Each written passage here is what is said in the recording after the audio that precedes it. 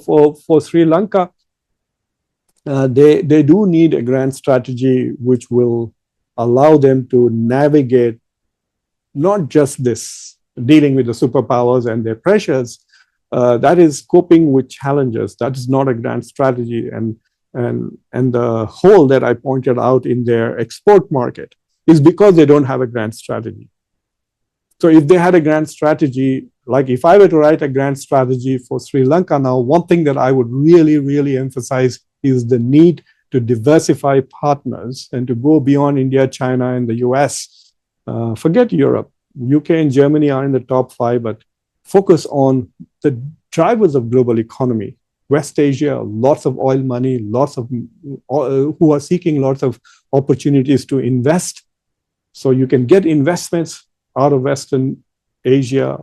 And if you can get trading partners from East Asia, bring them in here, let them bring their low end of manufacturing here to Sri Lanka.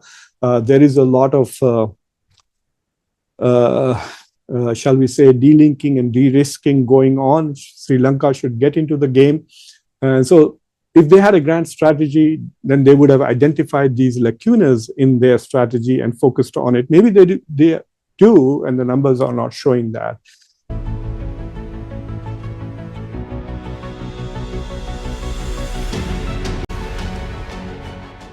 Welcome to Khanversations. I am Muqtedar Khan, your host, and today I'm going to talk to you about Sri Lanka. I am talking to you from Sri Lanka. I am in Colombo at the moment, and I've been here for about 5 days.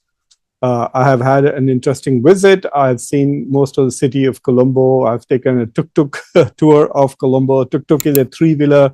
In India, it's called auto rickshaw. It's essentially a three-wheeler cab. Because of its size, it is able to handle the traffic of South Asia much better than bigger cars.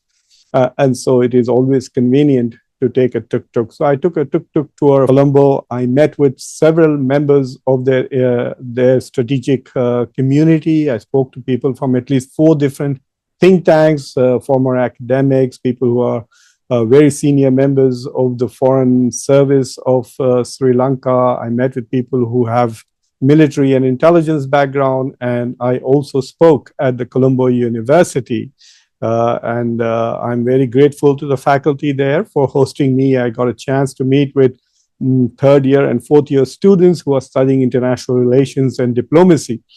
And there was an extended Q&A session, and it was very interesting to listen to the kind of questions that the young Sri Lankans are grappling with regards to the world order, with regards to American foreign policy in the region, and also changes that are taking place in the global order. So it has been a great learning experience for me. So what I'm going to do in this particular episode of Conversation is to take a very broad and a slightly deeper look at the developments in Sri Lanka. I will look at their economy, at their geopolitics, at their foreign policy too. So this is going to be a bit of a longer show for about 40-45 minutes, I think. But I would like you to watch this show rather than just listen to it. I know a lot of you listen to it like a podcast, but I would suggest that you watch, because I'm going to show you some data, but I'm also going to share with you some of the short videos that I made of the city. I will also share some photographs of some of the sacred places that I got to visit in Colombo. So it might be to your advantage to watch rather than just listen to the show. So this is what I'm going to cover. I'm going to first talk to you very basically about the state of economy and development of Sri Lanka. Then I propose to talk about its demographics a little bit. It's a very diverse and multicultural society, multi-religious society, and also a reasonably vibrant democracy. So it's very interesting to study. And then I will talk a little bit about its trade, its exports, and the struggle that Sri Lanka has faced, both against its own political corruption and against the nature itself as it struggles to become a more developed and richer economy.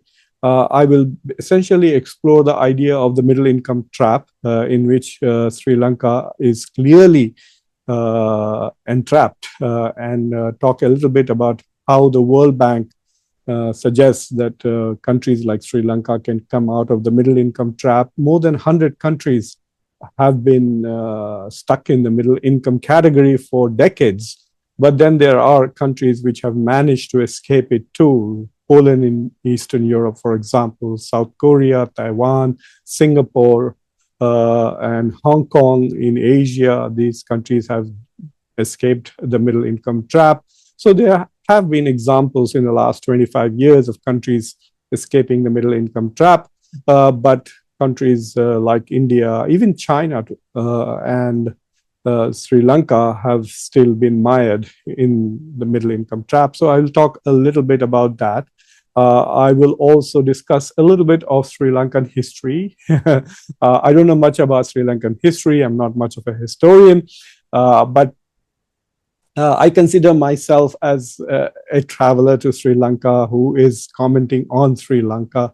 So, for example, in the 13th century, you had Marco Polo come here to all the way to Sri Lanka, and he left an account about Sri Lanka. And then in the 14th century, you had the great Muslim traveler Ibn Battuta come to Sri Lanka. And then in the 15th century, Admiral Zheng from China came here. Apparently, he visited Sri Lanka several times. And there's an interesting story about him. When he came here, one of the kings of Sri Lanka tried to attack the Chinese ships, according to one account. But anyway, he was captured by Admiral Zheng, and he was taken back to the emperor of the Ming dynasty, where later on he was released and he came back, but by then he had lost his kingdom. Ibn Battuta left a very interesting account, and he found Sri Lanka a very rich place. He talked about the rivers of rubies and a land of jewels. He also was very impressed by the religious diversity of Sri Lanka. He described it as a land of yogis and Buddhists and Brahmins and Muslims. And he interacted with them. He went on a pilgrimage to the so-called Adam's footprint. So it was interesting that in his footsteps, I also am here in Sri Lanka. I visited, unfortunately, only Colombo because of the shortness of the visit. I do plan to come back, and I will look at other important cities like Kandy, Ella, etc. So hang in there. I will show you some photographs. I'll show you a lot of data. So first, some good news about Sri Lanka. It is clearly the most developed nation in South Asia. So if you are looking at this particular chart, you will see that this is the South Asia Human Development Index rankings for 2025. Sri Lanka is ranked 89th, which means that in the entire world of more than 200 countries, only 88 countries are more developed than Sri Lanka. SDI is a Human Development Index, which looks at the quality of life in economic terms, that is GDP per capita. It also looks at literacy levels, at knowledge, and also at healthcare. So in that sense, it combines education, health care, life expectancy, and also GDP per capita to come up with a composite number. So generally, it is considered a much better indicator of development than just economic terms. So you could be economically richer than Sri Lanka, but you may not be as developed. And the example that you can see is in South Asia itself. Maldives has a much higher GDP per capita than Sri Lanka, but Sri Lanka is ranked at least 5 ranks above, or 4 ranks above Maldives. So anyway, it is the most developed country. Sri Lanka is number 1, ranked 89, followed by Maldives, which are ranked 93, followed by Bhutan, which is ranked 125. So this is another example of Bhutan is definitely poorer than, say, India and Bangladesh, but it is more developed and more balanced in its development. India and Bangladesh are tied at 130. That is a really poor commentary. It's something that Indian scholars and economists need to develop as to, in spite of India being the fastest growing major economy, now becoming the 4th biggest economy in the world, India is ranked 130 on Human Development Index. So it's way behind Sri Lanka, Maldives, and Bhutan. And then, of course, you have Nepal, Pakistan, and Afghanistan is one of the least developed countries. You can also see the categories here on the right. Maldives and Sri Lanka are rated as high development, and Bhutan, India, Bangladesh are medium, with Nepal, Pakistan, and Afghanistan have very low levels of human development. I noticed something very interesting, that the educational standards, I think, of Sri Lanka are better than even India's. Even auto rickshaw drivers and tuk-tuk drivers speak English reasonably well. And whether you like it or not, familiarity with English is essentially an important attribute for upward mobility anywhere in the world. Partly because, like India and Pakistan and Bangladesh, Sri Lanka too was colonized by the British, but also because that it is a big tourist economy, and knowing English, I guess, helps everybody. So this is a little bit interesting to notice, that there is a lot of poverty also. I can see poverty. There are beggars who go around begging in certain parts of Colombo. But it is significantly cleaner than India, and that stands out. The moment you get off the plane in Colombo, the first thing that my wife remarked was how clean it was. And throughout our trip, wherever we went, whether we went to the university, we went to some very high traffic, congested areas of Colombo, as you can see from the videos that I'm sharing. But the city is very clean. That shows some degree of, shall we say, civic sense among the citizens. They do not litter in their own city, unlike other places in the world. So this is an important aspect of Sri Lanka that I noticed compared to, say, India, where I was last week. The population of Sri Lanka is about 23 million. And its fertility rate is slowly, coming under control. So while it's quite populated for a small area, it is not exactly overwhelmed. But Colombo is a highly populated, gigantic city. But the population is highly literate. Like I said, that's why their HDI is so high. 92% literacy rate. It is one of the highest in Asia. And among the youth, that is from 15 to 24, in that age group, the literacy rates of Sri Lankans is close to 98%. And they have a pretty high life expectancy of about 78 years, 77.9. And all of that really suggests to you as to why it's the most developed country in South Asia region. The ethnicity-wise, also, it's quite diverse. About 75% of Sinhalese, of Sri Lankans are of Sinhalese ethnicity, 74.9%.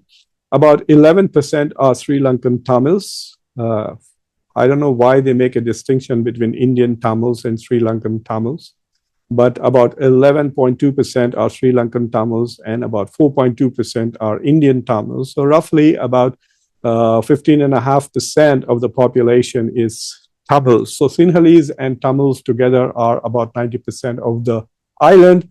Then there are Sri Lankan Moors, as they're called. The Muslims are about 10% of the island's population. So because most of the Muslims of Sri Lanka have come from either they are of Arab descent or of Malaysian descent. In fact, the Malays are about 50, 60,000. So most of these Muslims who live here, of Sri Lankan Moors, as they are referred to, are of Arab descent, and therefore they constitute a separate ethnicity from the Tamils as well as Sinhalese, even though a lot of the Muslims themselves speak Tamil here. Religion-wise, the dominant religion here is Buddhism. 70% are Buddhist. 12% plus 12.5% are Hindus, about 10% practice Islam, and about 7.5% practice Christianity. Islam has never governed as such in Sri Lanka as it did in India, so it's mostly Islam that has come from traders. And Christianity clearly is as a consequence of the colonial experience. First, the Portuguese came and were here for 150 years. Then the Dutch came, they were here for 150 years. And then the Brits came and they governed for 150 years in Sri Lanka. What is interesting is that you can see that the difference between Sinhalese population and Buddhist population, there's about a 5% variance. And I guess that is probably the number of Christians and Muslim converts from the Sinhalese ethnicity. And there are some Tamils who are also Muslim as well as converts to Christianity. So this is the ethnic group. It's a very diverse society, very ethnic, very pluralistic. My wife and I visited all the religious sacred places of all these communities. We went to Buddhist temples, we went to Hindu temples. As you can see, I'm sitting in a tuk-tuk in front of two very spectacularly beautiful temples. We also went to the Patta Red Mosque, which was a fabulous experience. We did go inside, and let me tell you, the mosques also, this mosque at least is far more cleaner than the mosques that I find in South Asia, in India particularly, and even cleaner than some of the mosques in Delaware. So that was very refreshing, and I love the fact that they really seem to like their mosques, and so everybody there was taking care of the mosque, and there were lots of volunteers. So that was quite interesting. Let's look at the economy of South of Sri Lanka. The Sri Lanka's total GDP is 99 billion. Its GDP per capita is 4,270. This is the second highest GDP per capita in South Asia. And if it was a few hundred more, then you could say that it is actually an upper middle income economy. But right now it is in the same category as all South Asian countries except Bhutan, Pakistan, and Afghanistan, who are low income economies, whereas India, Bangladesh, India, Bangladesh, and Sri Lanka are in the lower middle income economies. So they're middle income, but in the lower middle income economies. I don't have any evidence to this fact, but I can tell you this much, that after visiting other economies, which are upper middle income economies like Brazil, I feel that perhaps Sri Lanka's data is a bit inflated. That while it may show that its GDP per capita is over 4,000, really at the cusp of lower and upper middle income economy, I would say that it is not on the verge of becoming an upper middle income economy at the moment. It will take a while, even though it has a lot of qualities of an upper middle income economy, highly literate population, and like I said, extremely very clean, a reasonably high GDP. I don't think that the GDP per capita is too inflated, but I think there is some inflation in the data. But most countries tend to do to manipulate strategically their national economic indicators. But nevertheless, I had that feeling. I did bring it up when I was talking to some people from various think tanks. And while some people were surprised at that observation, and then subsequently they would say, you know what, I'm going to take a look at this. I think you have a point. And then there were others who said, of course, you're absolutely correct that we have inflated our data. So I think it is a solid lower middle income economy, but if a few years away from becoming an upper middle income economy, and it has to show more sustained growth. Its unemployment rate is 4.3%. It is exactly as the United States at the moment, and Donald Trump calls the United States economy as the greatest economy ever in history. So Sri Lankans should be happy that their unemployment rate is the same as the greatest economy in history. This is considered a low unemployment rate because partly because a lot of people who are of working age are migrating out of Sri Lanka. So those who need jobs, there are only 4.3% of them that they are not getting the jobs, but there is a very clear migration of Sri Lankans, which translates into a lot of remittances which are sent to Sri Lanka, helping its current accounts. But nevertheless, partly the unemployment rate is low because people are leaving the country. The inflation has come down significantly from the economic crisis around 2022. It's around 5%, and that's where the Central Bank of Sri Lanka aims to keep it. But remember this, like all countries in Asia, including India and China, the unemployment rate of young people, educated young people from 15 to 45 is also very high. In Sri Lanka, it's 20.8, 21%, the same as in China. India's unemployment rate, at least reported by the Indian government for youth, is over 15%.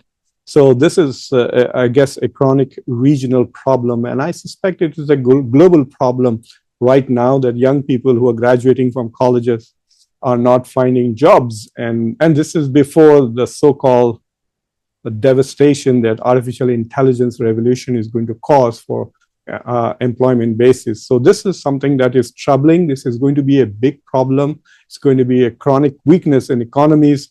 And unless they can fix youth unemployment, I don't think countries which have high youth unemployment will be able to significantly impact. So whether it is China or India or the US, they're not suddenly going to go into a higher category without ensuring that their future population is gainfully employed. The growth rate that Sri Lanka currently enjoys is 4 to 5%. And this has been more or less the rate. I will show you the historical record of Sri Lanka's growth rate over the decades, and you'll find that it has never taken off like India did. India currently is over 7%. And the way China did for more than 3 decades, China was close to 10% in its growth rates. So Sri Lanka has never had that kind of a spike, sustained spike in growth rate. If it did, it would have been at least upper middle income economy by now. It is highly dependent on service. As you can see, services contribute 63% of the economy. So out of the $100 billion, over 60% should actually be coming from services. Manufacturing is about 28%, and agriculture is about 10%. There's also mining and other sources of the GDP, but the economy primarily is service oriented, but they do have significant manufacturing. Like this is nearly 10% more than India. India at the moment is around 13% of the GDP share comes from manufacturing, in spite of all the talk about Atmanirbhar Bharat and India replacing China in the global supply chain as a manufacturing competitor to China. In spite of that, India's GDP, only 13% or less comes from manufacturing. So for Sri Lanka, manufacturing coming with 28% share is significant, and the fact that agriculture is only 9% compared to India, which is about 19%. So that is also quite interesting. Sri Lanka is into garment exports, and I learned that even though India and Bangladesh and Pakistan are also exporting garments, Sri Lanka's garment industry is upscale, so expensive clothes, sports attire for golf and stuff like that, for Nike, etc., that Sri Lanka manufactures, is not affected by competition from Bangladesh, India, or Pakistan. So while they are affected by tariffs, they are not suffering in terms of saying that, well, our tariffs are high, so some other country is going to take away our exports. And that you can see in the data for exports that I want to share with you. So the total debt of Sri Lanka is close to its GDP. So the GDP is $99 billion, and the total debt is over $102 billion. So the GDP to public debt ratio is 100%. To give you an idea, that large borrowers like India and China are around 80 to 90% of the GDP. The US is over 130%. But there are European countries which are over 150%, and Japan is more than 250%. So compared to those big borrowers, Sri Lanka is doing well. But you remember, the more public debt you have, especially if the debt is external debt, then debt servicing becomes a huge burden on your national budget. So anyway, let me give you a brief breakup of Sri Lanka's debt. Sri Lanka owes to the World Bank about $5 billion. Sri Lanka owes about $2 billion to the IMF, and they are borrowing more, sadly, due to the recent cyclone which hit them in November, and according to some estimates has caused huge infrastructure damage. I was talking to a person who is working hard on these issues, and he told me that even though the tsunami had killed a lot of people, it had not destroyed so much of Sri Lankan infrastructure, whereas the cyclone which hit them. The tsunami was about 20 years ago, but the cyclone which hit just in November destroyed billions of dollars worth of infrastructure, bridges, roads, and railway tracks. So Sri Lanka has suffered a major setback this winter, and I think that will show in its growth data in 2026 and perhaps in 2027. It also means that they will be borrowing more money from World Bank and IMF, and so the public debt is going to grow. So the public debt is over $100 billion, with about $37 billion being external debt, $5 billion to China, $1 billion to India. India has a kind of a credit line of up to $4 billion, which hasn't been used as much. And then more recently, to cope with the cyclone, India has extended $450 million loan to Sri Lanka. So overall, the debt that Sri Lanka owes to India is about $1 billion, but with the possibility that it will become bigger. Then they have a separate debt with the Chinese Development Bank. This will be a commercial loan with pretty high interest rates, I think. The new government has succeeded in renegotiating some of the debt and the interest rates. So this is the debt scenario, and the faster they reduce the debt, the better it is. This has been one of the chronic problems in Sri Lanka, that it tends to borrow more than it generates. And so if your debt to GDP ratio is high, it puts a huge burden on your budget. So for example, if you're paying 30-40% of your budget is going just to debt servicing or paying interest on debt, then that money could otherwise be used to invest in infrastructure, in education, in healthcare, and make your country better. So they need to get out of that somehow. And here is some good news, that the exports have remained the same. Since 2019, the total exports of Sri Lanka has been close to about $12 billion. So while there isn't significant growth, the positive aspect is that it has survived COVID and the cyclone and huge corruption in between, and an economic crisis where the economy nearly collapsed and they had a sovereign defaulting of loans. So in spite of all of that, the exports have not left Sri Lanka. So that is good news. And it continues to import more than it exports. So it has a huge trade deficit. It averages anywhere between $6 to $7 billion every year, as you can see from the data. And it is compensated now because there is more trust in the government. The remittances from Sri Lankans working abroad has improved, so they are able to handle their current account imbalances in a much better way. The top trading partner for Sri Lanka is the United States, with which they have a trade surplus of close to $3 billion. Their second biggest trading partner is China, and like with any other country, they have a huge trade deficit with China, nearly $3.5 billion. They hardly export anything, just $300 million worth of tea and some minerals, and they are importing machinery and electronics to the US and UK. UK is their fourth biggest trading partner.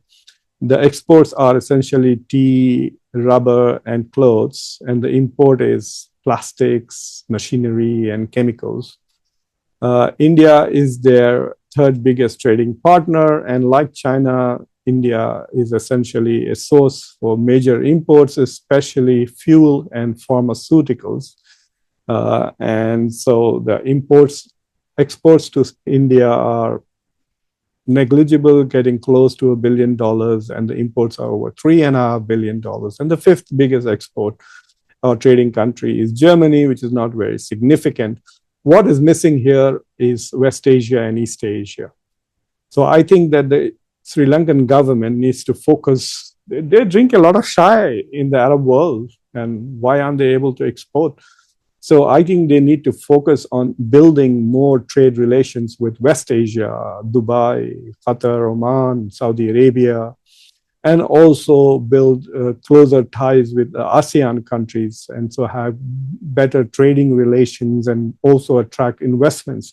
I think that is a big hole in their financial, or shall we say economic foreign policy, is that they're so dependent on these big superpowers, US, China, and India. And then former colonial overlord UK. So basically what it tells me is, when I look at this data, I can tell you that Sri Lanka is a trading partner for these countries because they are geopolitically interested in Sri Lanka, especially the India-China competition is playing out in the economic sphere. So there is a geoeconomic aspect to it. And with the US, it's clearly an example of supply chain and offshoring of expense, basically cost reduction in manufacturing for companies which sell high-end apparel. But it tells me that the Sri Lankan governments over the decades have not done a good job of promoting themselves in areas which are natural. I mean, look, they have 60,000 Malay Muslims. Why aren't they trading with Malaysia more? Malaysia should be their second, third biggest trading partner. And so they need to work to improve their trade relations with ASEAN as well as with West Asia. So I want to now talk a little bit about what the middle income trap really is. The World Bank divides the world into 4 economic categories. So they say that there is a low income category where and it's based just on GDP per capita. Nobody cares about the total GDP except Indians, because that's the only thing that makes India look as if it's a major economic power, the 4th biggest economy, fastest growing, etc. in terms of GDP. What is more important is GDP per capita. So if the GDP per capita is less than, say, about $1,200, but then you are a really low-income economy, such as Somalia, Afghanistan, etc. And then from that category up to $4,500 is the lower middle-income economies. So most of South Asia, India, Bangladesh, Sri Lanka, all of them fall in the lower middle-income category. And then they have the third category, which is from 4,500 to about 14,500. This they call the upper middle income category. And there are countries like Brazil and Turkey. Until recently, Russia was in that category. China is also in the category, but it's on the cusp of it. I think China is essentially deliberately keeping the value of its currency a bit low. And I think that if they were to let its currency float freely, then China would be in the high income economy with a per capita income more than 14,500. So the World Bank classifies countries which have spent a long time stuck in the middle income category, lower or upper middle income, and have called that is the fact that this is a middle income trap. There are countries which, like I said before, who have very quickly moved on, some within less than a decade, like Singapore, South Korea, Hong Kong. These countries have moved rapidly from being low-income economies to high-income economies. In Eastern Europe, you have countries like Czech Republic and Slovakia, and I think Poland is a very good example of who have moved on to become high-income economies with per capita incomes of over $15,000. But Sri Lanka has not moved at all. Only once did it transition and graduated out of being a low-income economy into an upper-income economy, lower middle-income economy category. Apparently in 2018, its GDP, if you look at this particular chart that I'm sharing, if you look at it, in 2015 to 2019, you can see that GDP per capita has jumped to 4,458. And at that time, the World Bank category, this was just before COVID, was much lower. So clearly, Sri Lanka was in 2019 a upper middle income economy. And guess what?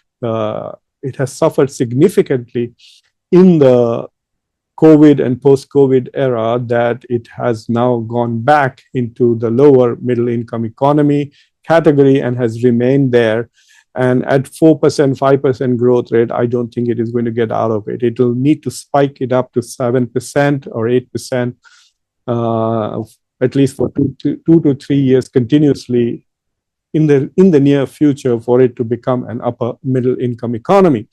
I also want to share with you this particular chart that shows in terms of comparison how other economies have grown rapidly. One example, besides South Korea, is that of Malaysia. And Malaysia, in the past few years, has been moving rapidly from becoming a low-income economy to lower middle income to upper middle income, and at over 11,000, I think, GDP per capita. It is well on its way to becoming an upper middle, high-income economy very soon. And I think that is where Sri Lanka's inability to integrate with the ASEAN states and have closer relations with them has prevented it from developing further. So I think that my one recommendation for Sri Lanka would be to improve its relations with West Asia, which is the Gulf countries, and also find partners in the ASEAN. That is the most dynamic part of the world, which is East Asia, with over 40% of the global GDP. All the action is there in ASEAN, China, Japan, South Korea, Taiwan, Hong Kong. This is where Sri Lanka, even though there is a lot of migration towards Australia and New Zealand from Sri Lanka, I think they need to focus on East Asian countries. There are a lot of cultural similarities. There are lots of Buddhist countries. Sri Lanka is a Buddhist majority country. So they can find some cultural avenues both in Indonesia as well as Japan, South Korea, and China, and to leverage that to enhance tourism as well as to increase. They seem to be relying essentially on three aspects. One is rural or agricultural economy exporting tea, and then on tourism, enjoying this beautiful island with all its beaches as an attraction for people, and then also a little bit of manufacturing, which it benefited from globalization. But unfortunately for Sri Lanka missed the globalization bus. Most of the growth in Asia came after 1991, especially India and China were able to eliminate over 1.2 billion people from absolute poverty because of globalization since 1991. So you can see the exponential growth of India and China after 1991. You don't see a similar exponential growth in Sri Lanka. In fact, if you look at the growth rates from Sri Lanka, it has never hit 6%. In 1994, it shows 4.3%. They are saying 4 to 5% now. But like I said, I have a feeling that there's some inflation going on right now. So Sri Lanka only in 2005 to 2014 period was above 5% growth rate. So unlike China and India, it never hit 8, 9, 10%. And that's one thing that Sri Lanka has missed, unfortunately, and that was primarily because of the civil war that was going on between the Sinhalese and the Tamils. That also shaped its foreign policy because of the geopolitics with India and other countries. The second thing is that they were hit hard by COVID, and then they have suffered twice from huge environmental consequences like the tsunami and like the current cyclone we just hit a few weeks ago. So these are the four reasons why I think Sri Lanka has unfortunately not become an upper middle income economy, or even could have become a high income economy if they had not had the civil war.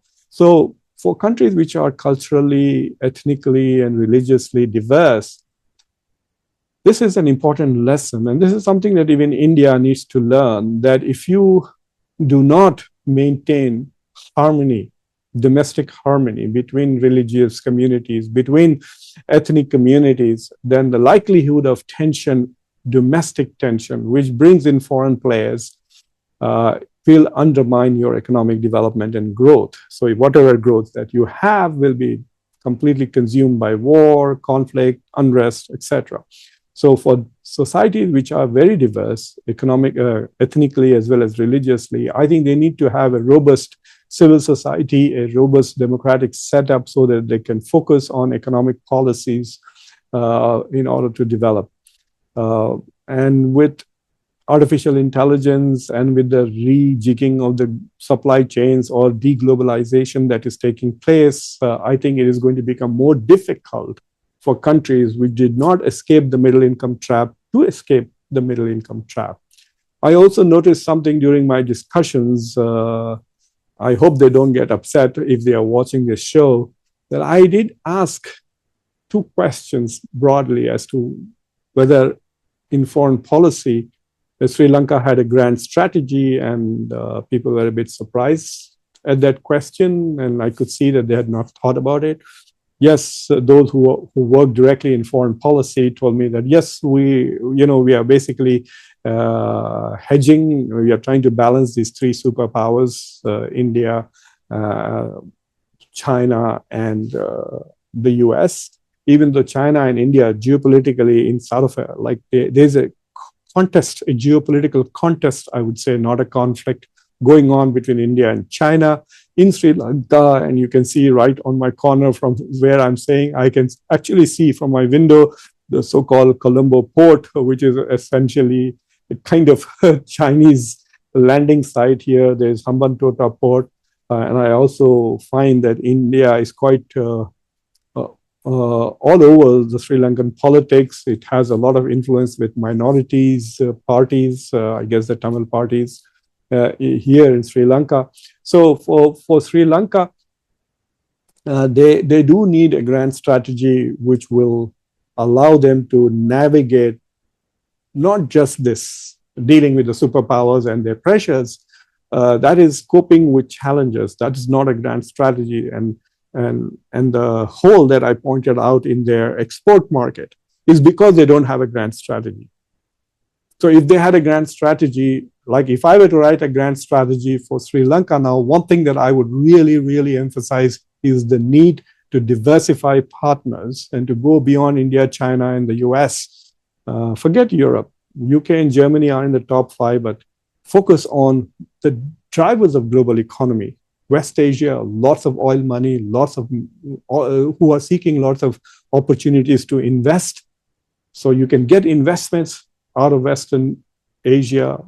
And if you can get trading partners from East Asia, bring them in here, let them bring their low end of manufacturing here to Sri Lanka.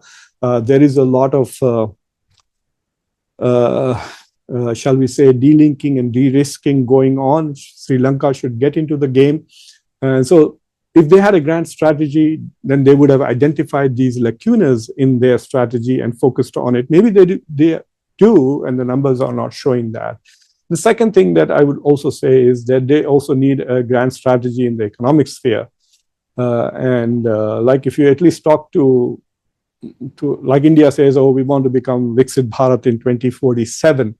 And then there are countries which have 2030 vision, like Saudis talk about the 2030 vision, etc. I did not hear anything like that very specific, partly because they're suffering from all these economic and environmental shocks and trying to recover from them. And so for them, the fact that the economy has not collapsed entirely itself is a big achievement. There is a lot of confidence and upbeatness. There are a lot of people I spoke with a lot of tuk-tuk drivers also. They all seem to be very happy with the current government. They feel that this bunch of leaders are quite dominant. They have a huge supermajority in the parliament, so there is not much debates going on. They feel that the government is not corrupt. The diaspora also feels that the government is not corrupt. So there is a lot of remittances coming into Sri Lanka. Even now, a lot of aid that they are seeking to deal with the impact of the cyclone. People are sending money to government accounts. So people seem to be happy that the current government has brought stability, has dealt with some of the huge problems that they were having, of shortages of fuel, etc., during the economic crisis around 2002. So good for them that they at least feel confidence. And if there is this rapport in the public and the government, then perhaps it will be easier for the government to make beneficial policies. But talking to scholars and people who are involved and engaged in the civil society, I was a bit surprised that they feel that in spite of the rhetoric of inclusiveness from the current government, the space for dissent and alternative ideas has shrunk a little bit in the last 2 years in Sri Lanka, which is not really a good thing. So anyway, that's my take. I don't know how Marco Polo or Ibn Battuta would react to this particular Khanversations if they got a chance to see it. Clearly, Ibn Battuta made Sri Lanka look very rich and prosperous. He talked about rivers of rubies, and he talked about extremely harmonious, religiously diverse society. I see a lot of below the surface tensions between religious communities. Every time I ask, like for example, I was talking to a Tamil Muslim tuk-tuk driver, and I said, so how many Muslims are there in Colombo?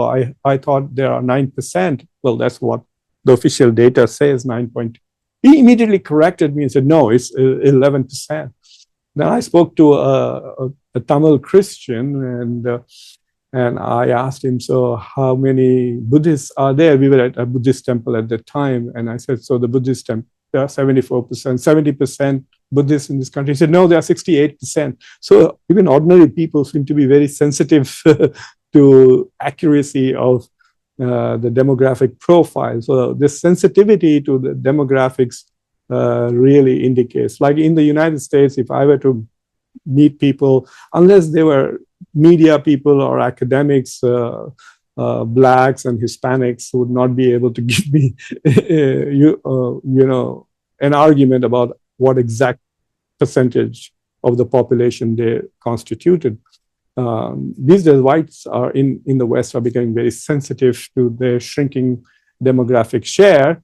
And of course, that's why you see all the rise of white nationalism. So I do see that under the surface, everything looks very nice. The sea is very calm, but I can see that under the surface, there are still ethnic and religious tensions on the island. And hopefully this confidence that they have in the government lives up to their expectations. And maybe inshallah, next time when I come to Colombo, I will be able to talk to you about saying, congratulations, Sri Lanka, you have graduated from being a lower middle income economy, now have become an upper middle income economy. India's goal is to make that graduation from lower middle income to upper middle income by 2047. That's what Viksit Bharat is all about. It's not about becoming a high income economy. It is still stuck in the middle income trap.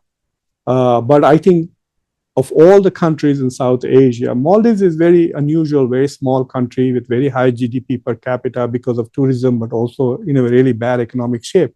But I think of all the countries in South Asia, Sri Lanka is the best situated at the moment, even though there's nothing spectacular. They don't have the IT industry that India has, but they are, I think, best situated to graduate from lower to upper middle income economies. So thank you for watching Khanversations. If you have liked the video, please press like, share this video with your network, and of course, subscribe to the channel and press the bell icon so that you get notifications of other videos that I might share.